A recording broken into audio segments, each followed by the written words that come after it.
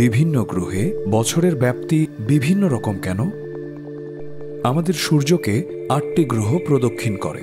অনেকটা উপবৃত্তাকার কক্ষপথে তারা সূর্যকে প্রদক্ষিণ করে থাকে। পৃথিবীর অধিকাংশ স্থানে ভিন্ন ভিন্ন ঋতুর মধ্য দিয়ে আমরা পূর্ণ একটি বছরের অভিজ্ঞতা লাভ করি। শুধুমাত্র বিষুবরেখায় বছর জুড়ে আবহাওয়া প্রায় একই রকম থাকে। জ্যোতির্বিদ্যা অনুযায়ী সূর্যকে একবার প্রদক্ষিণ করতে পৃথিবীর যে সময়ের প্রয়োজন হয় সেটিই হলো ১ বছর। পৃথিবীতে সেটি ৩৬৫ দিন।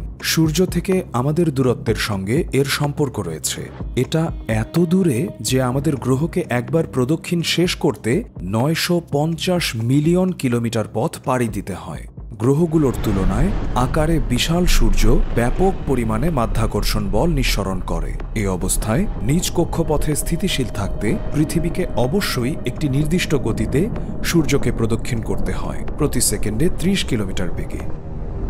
যদি আমাদের গ্রহের গতি একটুও ধীর হয়, এটি আমাদের নক্ষত্রের আরও কাছে চলে যাবে। আর যত দ্রুত গতিতে সামনে যাবে, এটা ক্রমশ দূরে সরে যেতে থাকবে। কাজেই ১ বছর কত দিনে হবে তা একটি গ্রহ সূর্যকে কত দূর থেকে এবং কত গতিতে প্রদক্ষিণ করে তার উপর নির্ভর করে।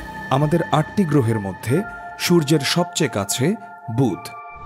এর কক্ষপথ পৃথিবীর চেয়ে অনেক ছোট, কিন্তু যেহেতু এটি সূর্যের অনেক কাছে, তাই সেখানে সূর্যের মাধ্যাকর্ষণ শক্তির প্রভাবও অনেক বেশি।